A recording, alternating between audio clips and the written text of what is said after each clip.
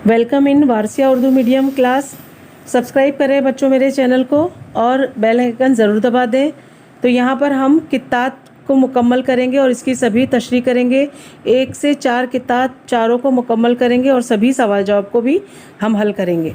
तो इससे पहले मेरे चैनल हैं जिसमें तारीख़, जोग्राफिया, सियासियात, उर्दू में नज़म, गज़ल, अब ये किताब के सभी सवाल जवाब अपलोड हैं। तो बच्चों आप इससे इस्तेफ़ादा करें और मेरे चैनल को तरक्की देने के लिए सब्सक्राइब ज़रूर कर दें। तो बच्चों हम शुरू करते हैं किताब को। पहले यहाँ पे अस्सलाम वालेकुम। तो बच्चों यहाँ पर हम किताब शुरू कर रहे हैं जिसमें हम 4 किताब आप इसके बारे में बयान करेंगे। तो पहली बात में देखते हैं, कित्ता नज़म की इस सिन को कहते हैं जिसमें किसी ख़ास ख़याल, जज्बे या कैफियत को बयान किया जाता है। इसके हर शेर का दूसरा मिसरा हम काफिया होता है। इसके अशार की तादाद कम से कम 2 होती है और ज़्यादा से ज़्यादा की कोई कैद नहीं। गज़ल की तरह इसमें मुतला कहना ज़रूरी नहीं। ज़्यादातर 2 शेरी किताब का चलन आम है। यहाँ नज़ीर अकबर आबादी की हम किताब को पहले जानेंगे। जान पहचान में नज़ीर अकबर आबादी 1740 में दिल्ली में पैदा हुए। उनका असली नाम वली मोहम्मद था। उन्होंने आगरा में परवरिश पाई और वहीं तालीम हासिल की। वो अरबी, फारसी के अलावा पंजाबी, मारवाड़ी और पूर्वी और हिंदी ज़ुबानें भी जानते थे। वो दर्स व तदरीस से वाबस्ता थे, यानी वो पढ़ाते थे। उनके हल्का अहबाब में अमीर गरीब, आलम जाहिल, हिंदू मुसलमान सभी शामिल थे। नज़ीर अपनी नज़मों में बोलचाल की ज़ुबान इस्तेमाल करते थे, इसी वजह से वो अवामी शायर बन गए। उनके कलाम में हिंदुस्तान के मौसमों, त्योहारों और तस्करा मिलता है।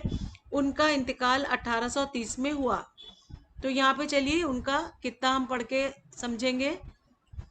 नज़ीर यार की हमने जो कल ज़ियाफ़त की, नज़ीर यार की हमने जो कल ज़ियाफ़त की, पकाया कर्ज मंगाकर पुलाव और कलियाँ, पकाया कर्ज मंगाकर पुलाव और कलियाँ, सो यार आप ना आया रकीब को भेजा। यहाँ पे हम जो अंडरलाइन कर रहे हैं हम उसका माने आपको बाद में देंगे। तो आगे, हजार हैफ हम ऐसे नसीब की बलियां, हजार हैफ हम ऐसे नसीब की बलियां, इधर तो कर्ज हुआ और उधर ना आया यार। पकाई खीर, पकाई थी खीर और किस्मत से हो गया दलिया। तो चलिए हम इसके मानी व इशारात देख लेते हैं। देखिए ये उसके मानी व इशारात के लिए हम आपको पेन की मदद लेंगे ताकि आपको अच्छे से अंडरलाइन करके समझा सके। तो यहाँ पे देखिए, ज़ियाफ़त इसके मानी है दावत, ये दावत, और रकीब के माने हैं हरीफ और दुश्मन। और यहाँ पे हजार हैफ के माने निहायत अफसोस, नसीब बलिया यानी किस्मत का धनी, तंजतन यानी बदनसीब, और पकाई खीर हो गया दलिया यानी किया कुछ और हो गया कुछ। तो ये उसके मानी व इशारात। और अब हम इसकी तशरीह करेंगे। इस कित्ते में शायर ने एक दिलचस्प लतीफ़ा अपने मुनफरिद और दिलकश पहराए में बयान किया है।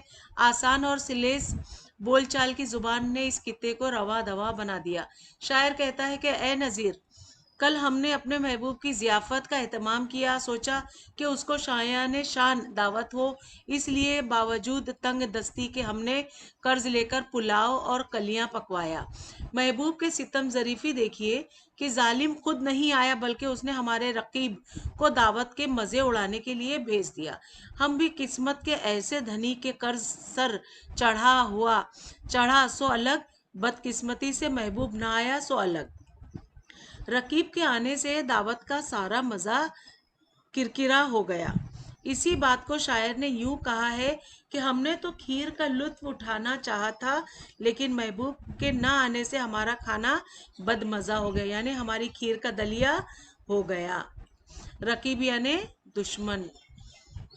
तो आगे देखते हैं, किताब का बगौर मुताला करके जेल की सरगर्मियों की हिदायत के मुताबिक मुकम्मल करना है। तो पहला सवाल, दावत देने वाला और जिसे दावत दी गई है उनकी पहचान बताइए। तो दावत देने वाला और जिसकी पहचान। तो जवाब है दावत देने वाला शायर है और जिसे दावत दी गई है वो शायर का महबूब है। सवाल 2, कित्ते का मौजू बयान कीजिए। कित्ते का मौजू है, कित्ते का मौजू महबूब की सितम ज़रीफ़ी का पुरलुत्फ़ अंदाज में बयान करना। दरअसल ये महबूब की सितम ज़रीफ़ी से ज़्यादा किस्मत की सितम ज़रीफ़ी का बयान है। शायर ये कहना चाहता है कि इंसान चाहे जो कोशिश कर ले, होता वही है जो तकदीर में बदा होता है। अब सवाल तीसरा, कित्ते के कवाफी को मानी के साथ लिखिए। कित्ते के कवाफी को मानी के साथ लिखना है। यहाँ पे देखिए, तो इसका जवाब है कलिया, कलबिया तवे पर भुना हुआ गोश्त। अब देखिए, हाँ, ये तवे पे भुना हुआ गोश्त था जिसे कलिया कहा जा रहा था, और घी में भूनकर शोरबेदार पका हुआ गोश्त। ठीक है। और बलिया यानी, यहाँ मुराद धनी तंजन कहा गया है। दलिया यानी दला हुआ यानी मोटा पिसा हुआ अनाज जो कच्चा हो या पक्का हो। अगला सवाल है चौथा, झील में से गलत बयान को सही करके लिखिए। अब यहाँ पे जो गलत बयान है, ये बयान गलत है। क्यों? सही बयान क्या है? दावत में पुलाव और कलिया पकाया गया, ये वाला गलत है। सही बयान है ज़ियाफ़त के लिए शायर ने कर्ज उठाया था। सही बयान है तरह तरह के पकवानों के अलावा खीर भी बनाई गई थी। और सही बयान है दावत में शायर का रकीब आया था। अब यहाँ पर देखिए, बहादुर शाह जफ़र की लिखा एक किताब में हम जान पहचान में देखेंगे कि मोहम्मद सिराजुद्दीन बहादुर शाह जफ़र 1775 में पैदा हुए। वो मुगलिया ख़ानदान के आखिरी ताजदार थे। 1857 की जंग आज़ादी की क़यादत के जुर्म में अंग्रेज़ों ने उन्हें माजूल करके रंगून में कैद कर दिया था। 1862 में वहीं उनका इंतकाल हुआ।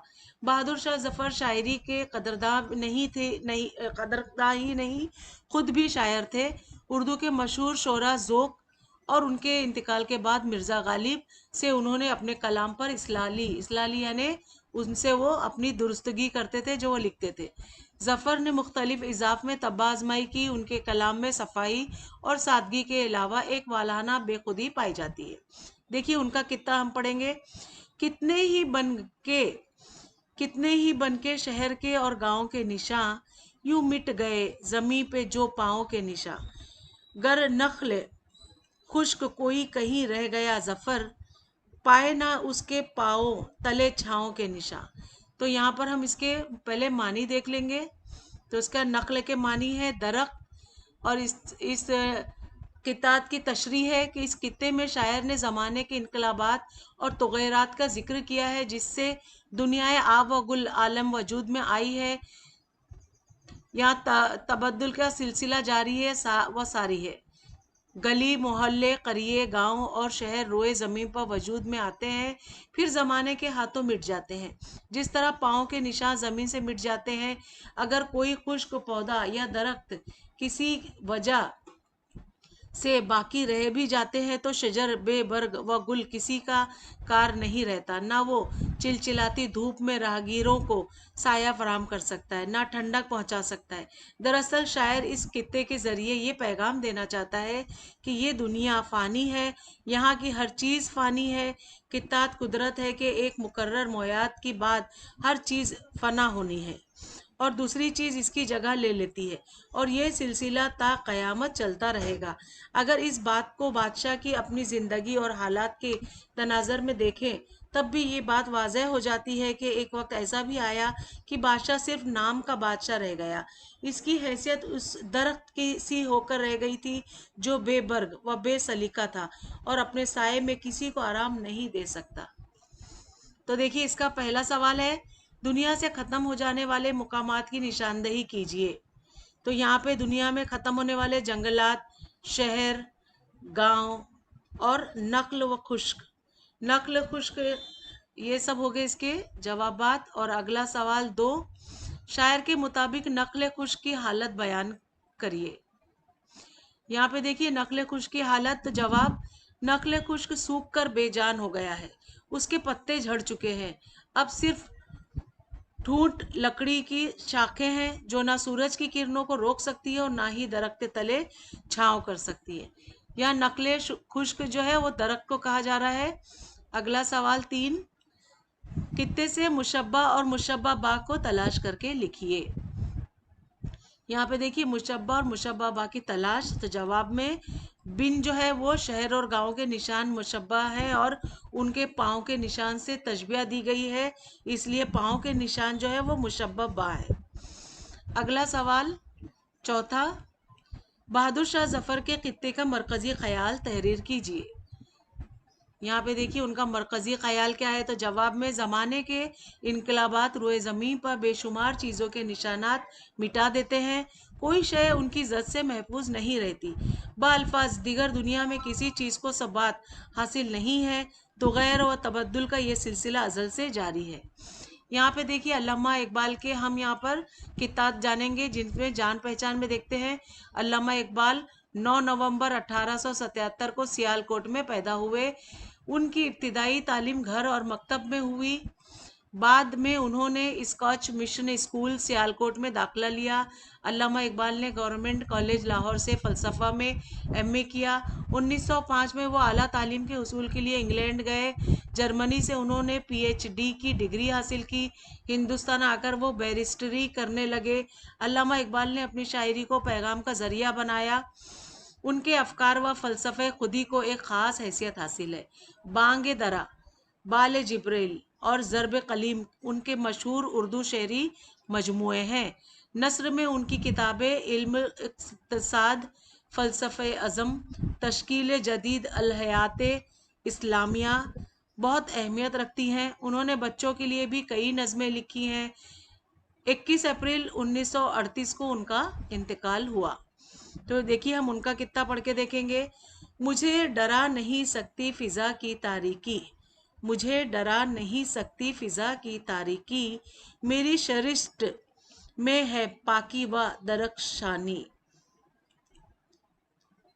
तो ए मुसाफिर शब खुद चिराग बन अपना, तो ए मुसाफिर शब खुद चिराग बन अपना, कर अपनी रात को दागे जिगर से नूरानी।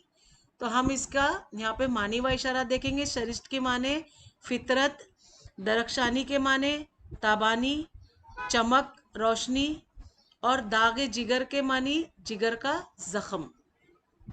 हम इसकी तशरीह देखते हैं। शायर कहता है कि वो लोग जिनकी फितरत सालेह हो, जिनकी मिजाज में नेकी और पाकीज़गी हो, जिनके बतन में आला व अरफा ख्यालात व किरदार की रोशनी हो, वो अपने आसपास के माहौल के अंधेरों से खौफ ज़दा नहीं होते, बल्कि उस माहौल पर हावी होकर उसे रोशन और ताबनाक बनाने की कोशिश करते हैं। फिर शायर मुसाफिर शब्द से मुखातिब होकर कहता है कि ए मुसाफिर शब, मुराद चांद, तुझे अगर अंधियारे रातों में सफ़र करना है तो तू किसी चिराग की रोशनी के रहम व करम पर अपना सफ़र जारी मत कर, तू खुद अपना चिराग बन।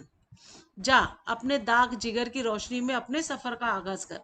तेरा दाग जिगर तेरी खुदी की हरारत व तपिश से रोशन होगा तो तेरे रास्ते की तारीकी दूर होगी और तू किसी और की रोशनी का ज़ेरबा एहसान नहीं रहेगा।